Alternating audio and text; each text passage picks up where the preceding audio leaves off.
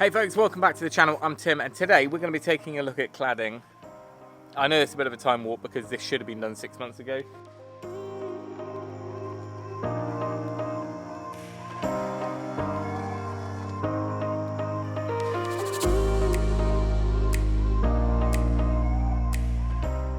Right, if you haven't been watching the build so far, this is a cabin. It's a twin unit cabin built in 2 halves. It's 16 metres long by 6 metres wide. And so far it's just been membrane and battened. Now we've moved in, it's all finished inside, nearly all finished, but we fell behind on the cladding because that was lower down the priority list. We really need to get it done. So this side is all done with 50 by 25mm battens, all the way along 400 centres. That's because they're picking up on our stud work. This is a stud wall that's insulated with sheep's wool between the studs and then wood fibre board on the outside, and it's behaving and performing, I should say, really, really well. Now, we are using some log lap cladding. I wasn't going to go that route originally, but, you know, it's a cabin at the end of the day. We may as well make it look loggy. Now, it is 4.2 metre lengths. I won't be using them as full lengths, but what I need to do is break the building up into quarters or thereabouts so that I can put some vertical boards, like I've got here, as kind of bit of a trim, bit of a feature to break it all up. So to try and keep things easy, I'm using a stick, a story stick, to get my measurements the same. So this is the width of our window, the total window frame. And you can see I've spaced these battens to allow for that, just. And what that means is that I'm going to build some frames now that are going to sit against our window frame and act as our reveals. They're 50mm deep, which means that our cladding can butt into those. Now the benefit of doing that now is that I can make sure that our battens are perfectly square to there, and it just means that when I then put the cladding in, it's going to finish tight to it. The detailing on these windows is our membrane is taped to our frame using this really high adhesive window taping airtight tape. It's also breathable. We've got that on the inside and on the outside. That's completely weatherproof, and we've been battered by storms and we've had no issues at all. Now I've lapped it onto the window less than 18mm. What that means is that when our board goes in now, against that, it's going to cover that tape, and then we can put a sealant between the frame and the timber.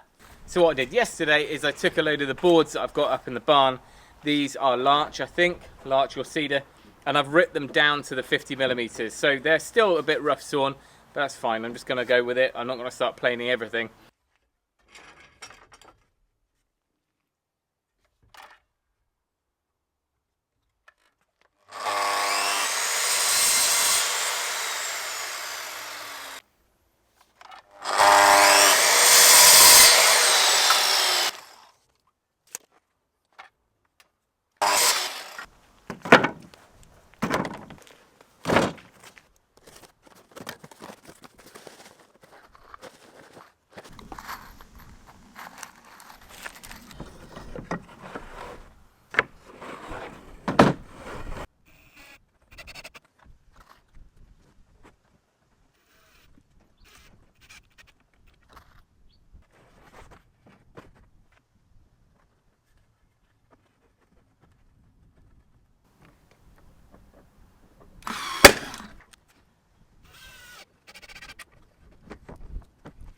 Right, I wasn't going to, but I've just put a 3-degree angle on our bottom sill.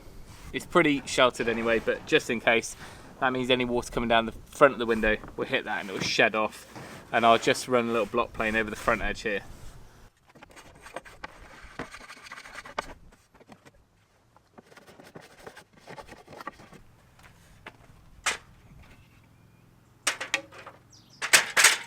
Right, I guess it's time to see if this idea works. I'll get a level on the bottom in a minute.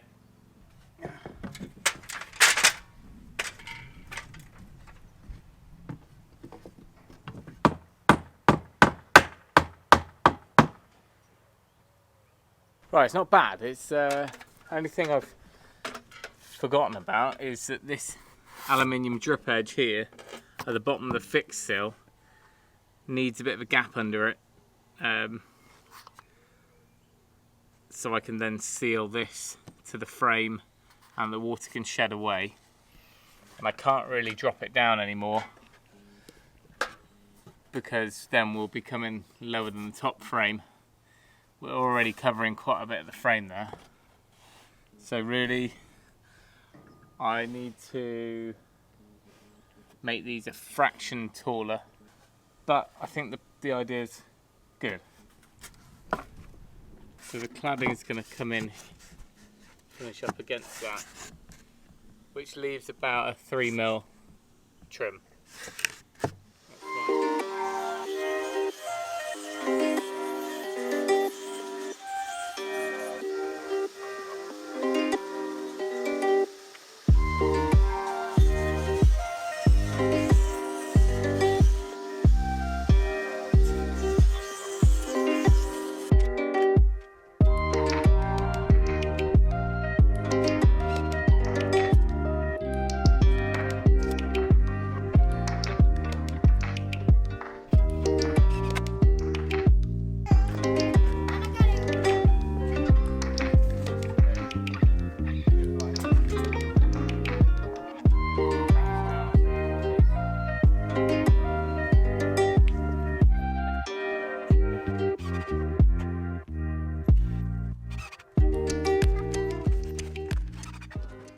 Now, I'm not sure 100% where we got to with that video because I went ahead and shot the cabin update video with Joe, but I thought I went off in a bit of a strop because I'd realised what had happened with this cladding. So this cladding, I bought nearly 1,000 metres of it. It came up on auction. I thought, oh, well, that's probably a good option. It's treated, simple to fit, but usually there's a reason why things go into an auction, and this reason, there was quite a few bundles of this stuff.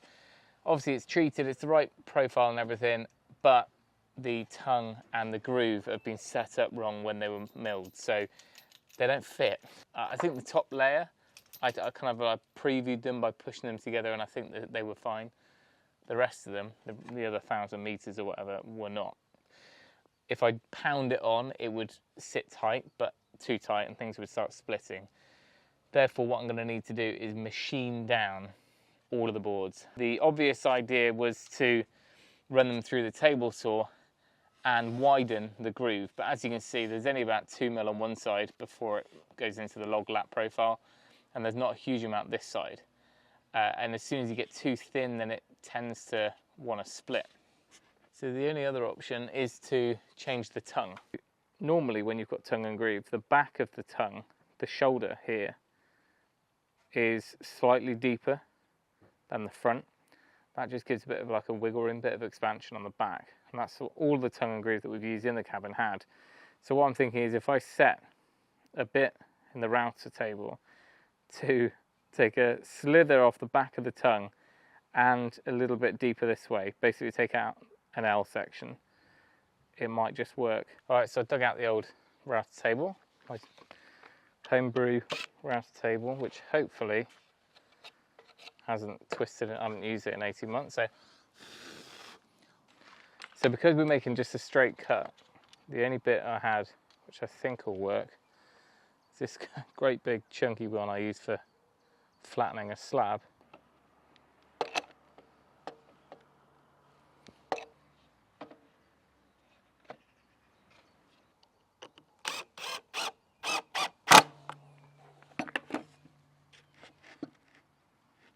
So I need a block on here that is going to hold it down, and maybe a block here that's going to hold it across. It should stay pretty good.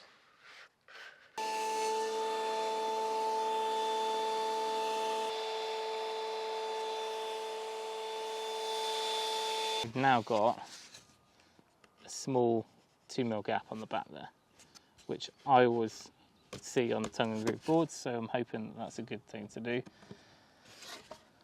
And it's as it was designed to be on the front.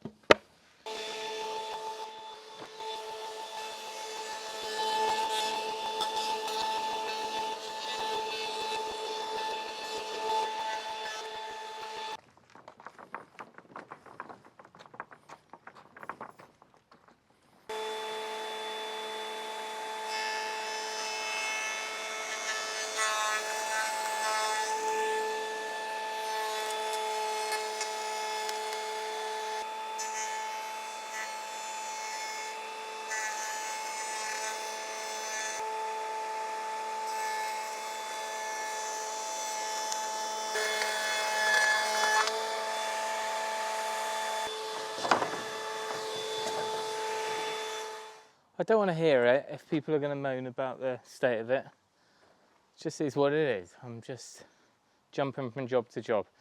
I've now tweaked my stop on that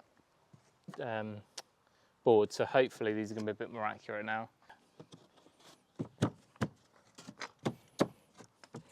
That's better.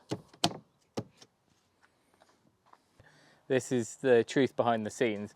While I'm trying to work out the best way of fitting these on, because I started off with 16 gauge brads, trying to secret nail, then I was using the screws. I got Robin, clever here, messaging him, trying to get some advice. I hope he doesn't mind, I'm going to read it out to you. He's just sent it through. I use 16 or 18 gauge stainless fixings through the face, about 20% up and down. Once the material gradually continues, it will look great. Most important thing is getting the moisture content gap. Yep. So if it's super dry, allow for expansion, and if it's high, then keep them tight. That's exactly what I've done. I've been tapping them right down because I know that these are pretty much fresh out of the treatment, so I'm expecting these to shrink quite a bit. And having used these over the years quite a lot, I know that that opens up. These tongues aren't huge, and you can actually end up shrinking beyond the tongue if you're not careful. So what I'm going to do now is just, like he said, come down 20% from the top there and just face facts. We're going to see the fixing. Even if I try and hide it, we're going to see it there. I'd rather I can nail horizontally, and then if I'm trying to secret nail down, I'm basically creating a little hole for water to sit in on top of that fixing. So if I nail straight on, it's going to be better. I know he said 16 or 18. I think 16 I know the heads are a little bit bigger. They've just got a bit more holding power, so that's what I'm going to do. Thanks, Robin. And if you actually want to see a really good cladding install, unlike this, then I'll try and link, or at least mention it now so you can go and find it, to Robin's cladding, because he quite often uses story sticks and things, so he doesn't measure up, and so similar to what I'm doing, but it's always a nicer job when he's doing it.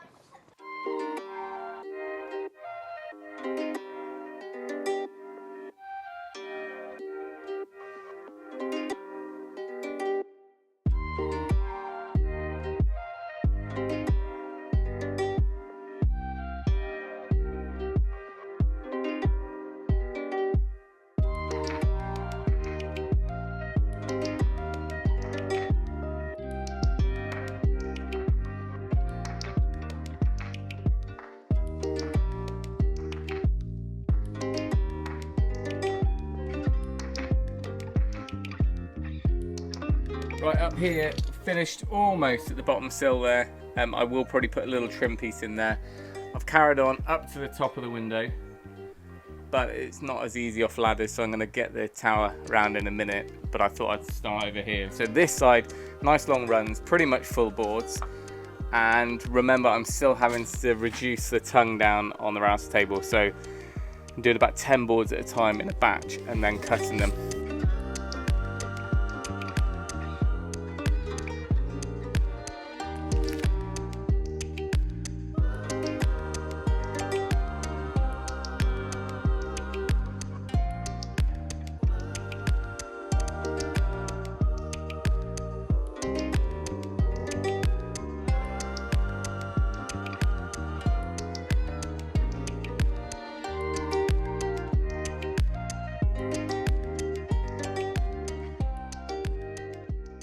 Alright, I fess up, I just carried on without you. We're getting there. I'm probably 2/3 of the way through this side and getting to the rhythm of it. So I've got to the top of the windows now and I've finished there and I'm carrying along. So I'm going to fit all of those at once. I've also left the 2 boards before that window one loose, so they're just slotted on. That means I can just make fine adjustments to level it all up. I did mark out the courses, but by the time you kind of get so far up, you're kind of just leveling each board as you go. I'm more interested in making sure that the boards carry on through, so when you kind of look from the end, everything's in a line. I'm not normally a fan of this log lap profile. It's growing on me. I think by not using it on the ends, it's not going to look too shed-like because we're not going to carry it around the corner. It's going to get an extra.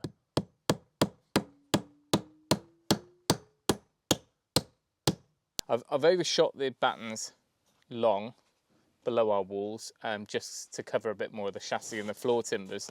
But you can see here are what were they, 200mm timbers here, which are our floor support.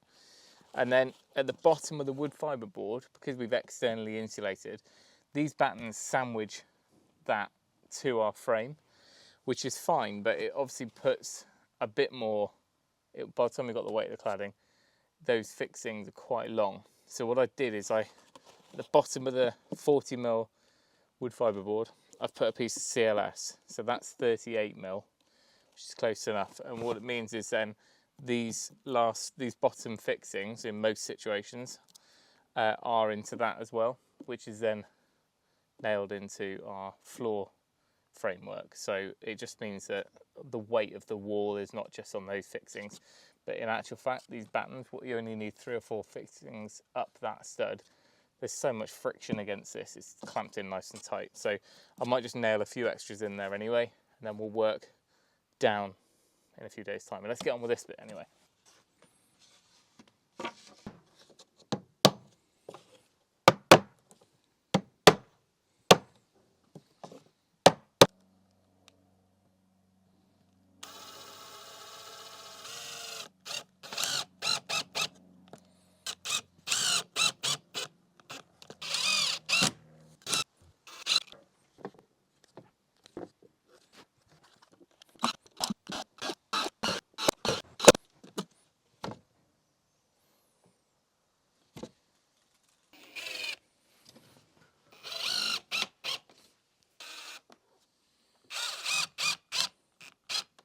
I would love to say that I'm finished, but I'm not. I'm just barely making a dent on it. It's a lot of cladding on this. Bearing in mind it's 16 metres long, there's an awful lot of kind of breaks in the cladding, the window openings and everything, but it's looking a lot better than it was a few months back. So the top of this I still got to sort. You can see I've kind of loose fitted bits, hence why they're hanging off.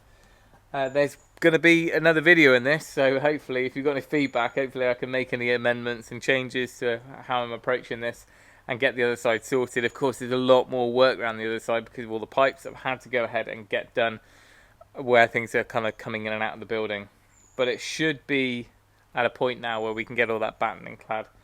And then I'll be showing you how I'm going to approach the other end. So this end I've just finished with Dad this week. A whole different approach. And it's really good. I like how it's looking different, you know, otherwise it just would have wrapped around and looked a little bit like a shed. So big thanks to Robin for being on call that day when I started out. In the end, what I've done is gone for 16 gauge nails, top and bottom of each, and you really don't see them. I don't know if they're picking up on the camera. And because we're 400 centres, I think that's adequate. And then at the end, where it joins into our dividing kind of piece here, the end ones are screwed with stainless steel cladding screws. Those are little tongue-tight, really tiny ones that I've used in the past. That just means that everything's nice and secure. And right at the end, just where things might move around a little bit more, I know they're anchored well.